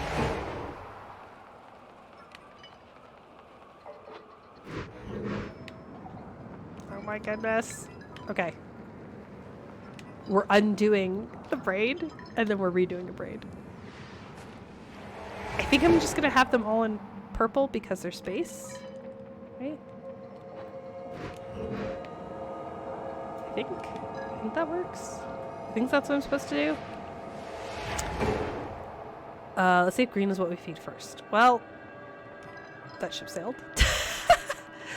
I was able to take losses against the LLC. I wouldn't be able to write off my 1040. Oh, that's clever. That's really clever. Yeah, I need to prioritize doing that. Oh, come on, game. What do you want from me? I found the green orb, game. Game. Green first. See you, Jordan. Happy Easter. Have fun. Is braiding a games term or a word from this game? Braiding is a mix-us-up term. That made a lot of sense. Because this game has different worlds with different mechanics in each world, and they sometimes like cross, where you have to cross worlds and cross mechanics, so it made a lot of sense to talk about braid. Yeah, I like it a lot too. At first, the first time Mix-Us-Up used it, I thought they were talking about the game, Braid, like, oh, this is a mechanic similar to Braid. But no. Son of okay. I wasted so much time. So much time. It's fine.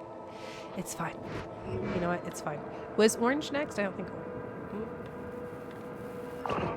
Nope, orange is not next. Okay.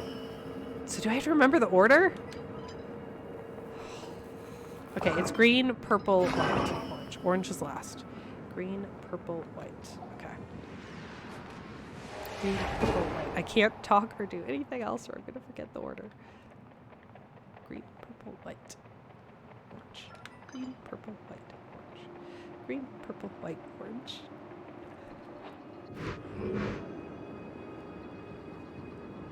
Oh, you wrote it down. Good. Good, good, good. Okay. So here we go. Green. And now we're going to do purple. Why, though?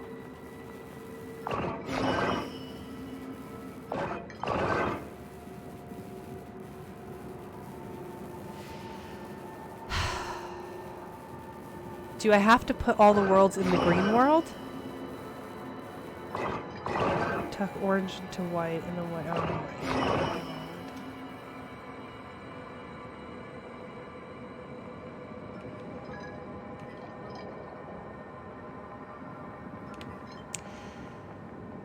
So one of the, if you can tell from my general countenance, where the crap am I supposed to put this?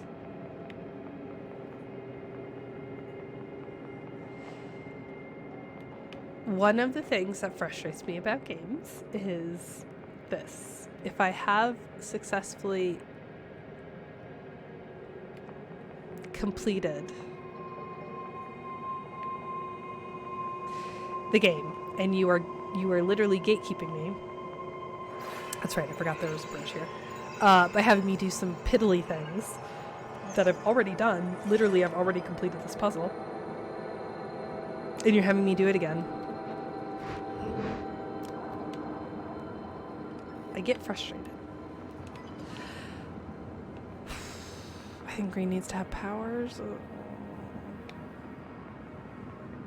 Let's have something. Alright. White goes into purple. So it's not, is it bad game design? I mean, this is completely my opinion. This game has been so phenomenal that I hesitate to say anything bad about it at all. But I get frustrated with, as I like to call it, piddly make work quests. Alright, purple's gonna go into green.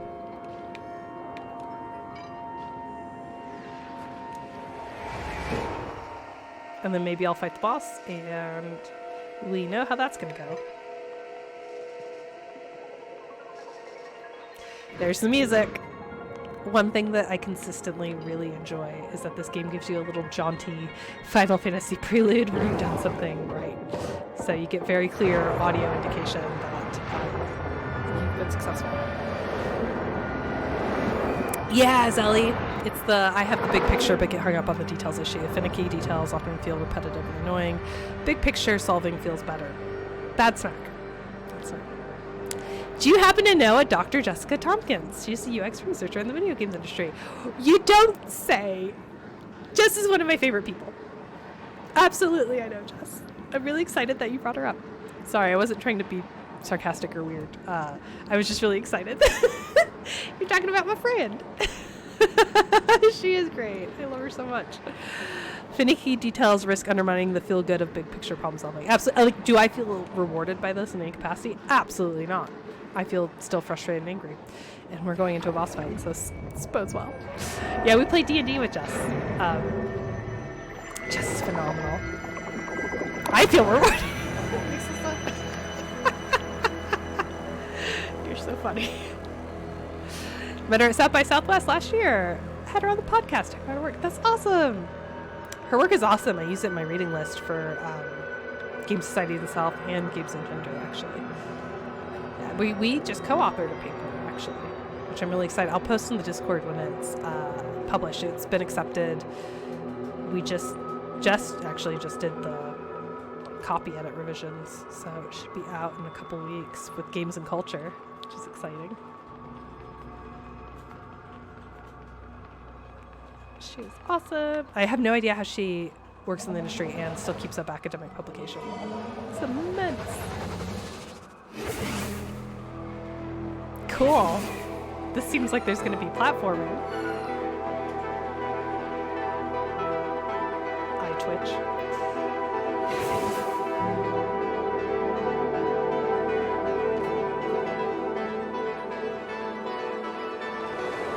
I hope the Moon Guardians I rescued help me.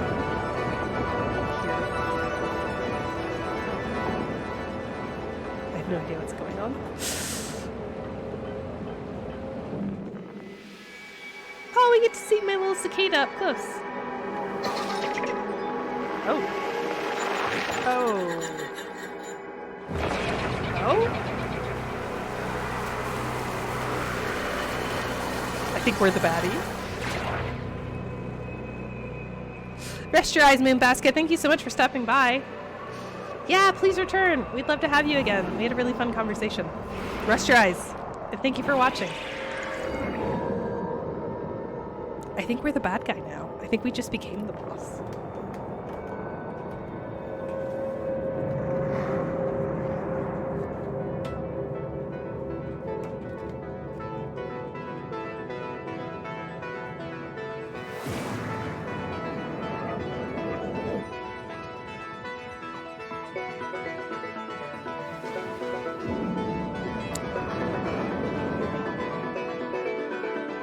I mean, this is creative and interesting. I have zero clue as to what's happening. I guess the worlds are unfolding themselves. What drugs am I on?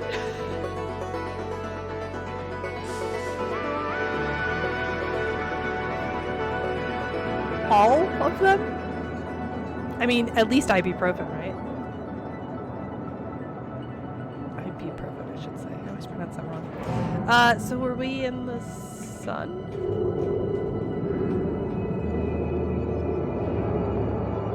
That's us now?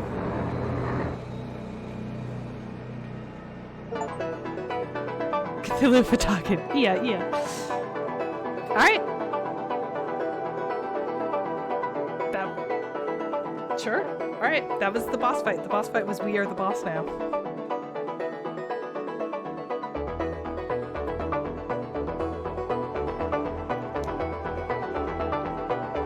Huh. Yeah. Huh, indeed. What did we win?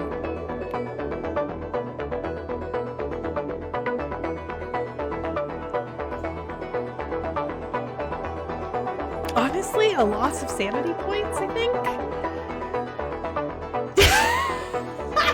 Jess, I've been summoned. Yes, you've been summoned. To say hi to Professor EXP. We were just talking about you, Jess. And our most recent paper. I mean, no details about the paper other than I said I would publish it once it's, this is supported by the Danish Film Institute. That's really cool. And the Arts Foundation. That's super cool. Sorry, I got distracted by how nice it is to have government-sponsored games that do strange and creative things.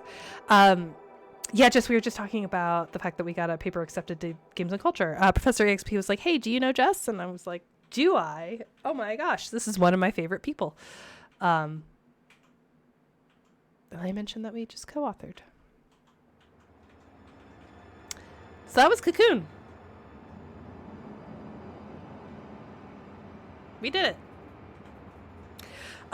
Sorry, my brain is like, that was weird, right? By all accounts, that was, it was a good time, but it was not the stream. I mean, yes, the stream was a good time too. The game was a good time. It was strange, in a good way. So let's talk about why that is for 1 second.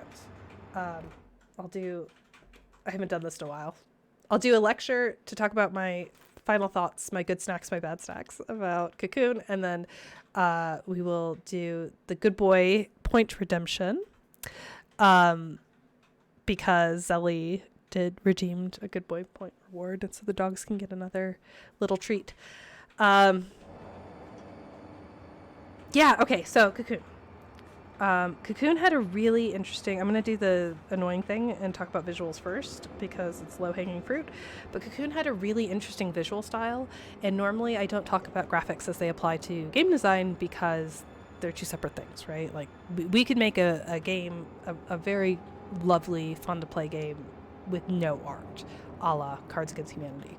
Cards Against Humanity has its problems, but it was a best-selling party game, and I think, without art, right? The art was text on a black or a white card. So for design, I'm usually not concerned with graphics, but the reason why I bring it up in this case is because the boss design, actually I'm going to go back to that live scene for a second. The boss design used silhouettes that are completely unfamiliar to us, but still telegraphed what the boss was doing quite well. I'm thinking of our penultimate boss over here. Hopefully, the eye tracker's not on, sorry. So you can see the boss with the springy crab legs. We had to attack the legs, and the legs controlled where the boss would move and attack. So I think it was really cool to see very unique, unusual boss character design, like silhouettes, that still telegraphed boss abilities. But this is not really, like, with logic you can infer what the boss's abilities were, but it wasn't like something I've necessarily seen before in a game, so I really appreciated that. In terms of the controls, the user experience, this game had one button, right? So there is a directional joystick and the A button. That was it. Those were your only controls. And I love to see that. I love to see a team that goes back to arcade style control inputs and, really makes that work for the game. I think that's easy to learn, difficult to master, as we saw with my really awesome boss fights where I was successful all of the time. And I never died on a boss. Ever. The pause is for comedic effect. Message the game. We're all bugs. Yeah, for sure. We're having the Experience Research Society 2024 conference at Bentley in October. It'd be great to see you there. And Professor Ashley. Oh, cool! Professor EXP, can I be so bold/rude to ask you to drop the conference info in the Discord? My Discord should be, I think you can type ! Discord to get the link, but it should also be in like the About the Stream section as well, just so I don't forget, because that does sound like a conference I would love to go to. Thank you. Appreciate you. So the narrative of this was that we moved up the food chain. Okay, let's talk about narrative design since you brought it up. Mix this up. I like that someone pointed out last stream, if you go to this game's Wikipedia page, there is no plot section. So we've been trying to, like, this game is so bizarre in its narrative design as well, in that we anticipate games to follow a linear narrative. Particularly, you start off as the small little guy, right? Small little guy. And then you power up, which did happen, kind of. Throughout the game, we're introduced to this crab-looking, like, master of the universe. And at the end, we become a crab-like master in the universe. So I think for most of the game that was not conveyed. Not a critique. I mean, I don't know that it needed a narrative other than, wow, this is so strange. But at the end, I think there's some parable about power and power corrupting, right? So we started just a little guy, little cicada guy, and then the more power we got, the more monstrous we became, which is kind of cool. So maybe there is a plot after all. Oh, cool! You're organizing the conference. Wonderful. Good luck. Jess and I have both organized conferences. That's how I became gray on the sides of my head, like here. My headphones cover it, but I'm like completely gray. It's fine. Nothing bad even happened. Our conference went really smooth, and Jess's conference went really smooth too. But it's a lot. It's just a lot of work. If you play Limbo or Inside, they're very similar narratively. Oh, interesting. I played Limbo on the stream a long time ago. I want to say like within the first year I started the stream. I don't remember it. Skinny has a pretty interesting perspective on narrative. Yeah, that's true. I would agree. Interesting in what way? I want to know if you're thinking the way I'm thinking. Oh, like a really weird Danish folktale. Yeah, absolutely. Tell us. That's right. You're Danish, right? Okay. All right. What else can we say about Cocoon? I mostly focused, when we talked about mechanics, I mostly focused on the fact that there was the joystick and like basically Atari 2600 controls. I want to talk about the puzzle design, and then we'll do some dog treats to end out the stream.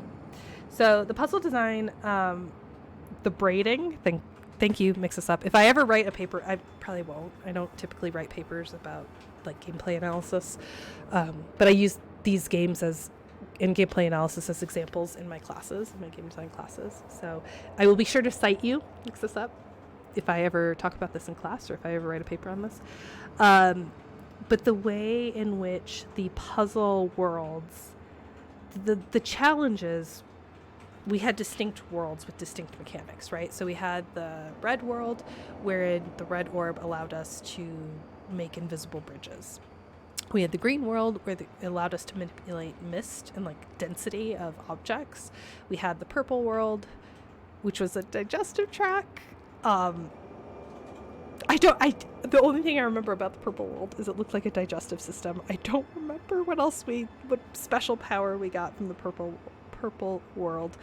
For the white world, we got like a shoot ability. So we were able to shoot these black diamonds and manipulate the environment accordingly. So each world had its own discrete mechanic. But some puzzles asked you to combine worlds or layer worlds or braid worlds together so that you would combine mechanics to solve puzzles. And that was extraordinarily clever. Genuinely enjoyed it. So do I think this game had innovative gameplay? Absolutely. And I think this game deserves every award that it gets. It's not it's not the usual puzzle. So yes, I love puzzle games. I play puzzle games.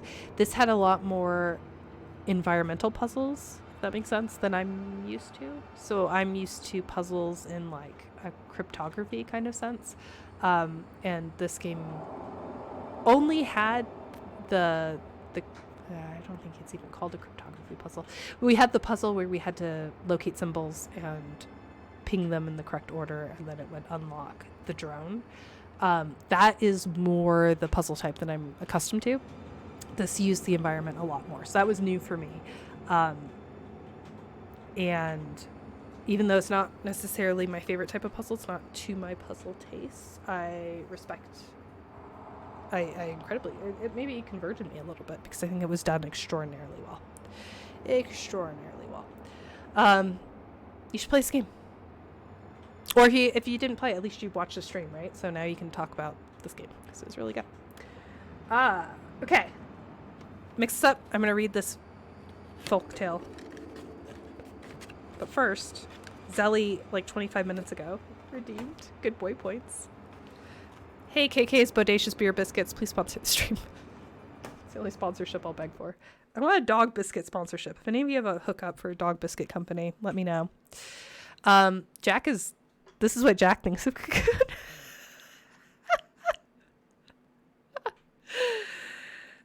Jack has been a lot more proactive about sitting in the stream chair. Usually it's just Atticus, but I guess Jack and Atticus discussed and they traded off. Yeah, Sally's using the Jack emoji. All right, here's the beer biscuit. It's beer and bacon flavored. It's your Easter treat there, Jack.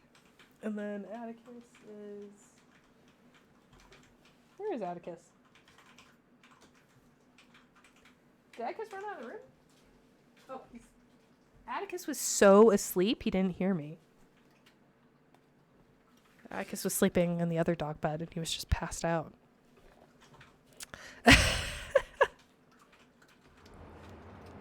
All omnivores seem to like beer, right? Vegetarians too. Okay, so here's a folktale. There's this medieval town. One day a blacksmith loses his temper and kills a guy. The town is so Danish. The town is in a tizzy because that's the only blacksmith. Someone points out that it's a life for a life by law, and they have two blacksmiths. They have two bakers. Okay. Sorry, you said read the second version, but I didn't read that first. Okay. That's the only blacksmith. Someone points out that's a life for a life in the law, and they have two bakers. So they kill one of the bakers. Play hard, sleep hard. Exactly. It's very Danish. All right, cool. Well, let's do raid. Let's keep the raid love going. Thank you, the Jenna, for the raid. That was phenomenal. I'm so grateful. And I'm so grateful for the subs. You guys, you're so sweet. You're so kind. Big hearts. Before, the Jenna is how I found you. Why am I not on the Jenna's channel all the time? The Jenna is merciful and kind, and I need to know this person. Sorry, that was bad phrasing. I've been to their stream before, and I've watched their stream before, but not regularly, and I don't know why. I feel like I must have turned push notifications off on Twitch somehow, because I'm also missing Dan Servo's stream as well, and I really enjoyed Dan Servo's stream, and I never get notifications for it. And I was up late painting my Shadowheart cosplay. I was painting my pauldrons, and I'm like, oh man, I really wish there was a stream I could watch, and he was streaming, and I didn't even know because Twitch like hid the stream from me. So womp womp. Okay, so quickly, next week we are going to play Home Safety Hotline, which I believe the Jenna played, right? Didn't you say the Jenna played it not too long ago? So I wonder what they thought. You love this game? I'm so excited. I'm so excited for next week. Or Thursday. Which, depending on how you count weeks. This game's bonkers. Well, I got it on sale. This was not on our list of games to play, but it was on sale for like $7. So how could I resist? The spring sale is phenomenal. So I think this would make a good switch 'em up. And then I have a bunch of other games that you told me to play that I bought on the spring sale. I lost the Post-it note, and the most academic thing ever, I have a Post-it note stuck to my monitor of the games you all have asked me to play, and I used that when I bought the games on the spring Steam sale, and now I have lost the Post-it. It's here. It's just buried under my research Post-it, so I'm sure. So academic, I know. Okay, let's see who's online. Dawn Whisper is online. Cooking for Easter. Dawn Whisper, it's been a really long time. Dawn Whisper normally streams Elder Scrolls Online, and for a while in the pandemic, every Sunday was Elder Scrolls Online. I don't even know if I said the right words. Elder Scrolls Online. Dawn Whisper dresses up like an elf for her streams, and she plays as an elf in the game, and it's phenomenal. But right now she's cooking, and I think we should go raid her because it's Easter and it's food day. right? That's what we do on Easter. We eat food. I stick my monitor to Post-it notes so I don't lose the monitor. Professor EXP, you're killing me. Hashtag just academic things. Awesome. So, thank you all so much for watching. I really appreciate you. Thank you so much, Raiders. Thank you so much, the Jenna. I'm going to go and mess around my Twitch notifications and make sure they're turned on because I want to go to more of the Jenna streams. They seem like a really nice person. Happy Trans Day of Visibility, everyone. I have my Trans Pride D20 shirt on. Look at that. And eat lots of chocolate. Bye, everyone. I'll see you on Thursday. Bye, bye, bye, bye.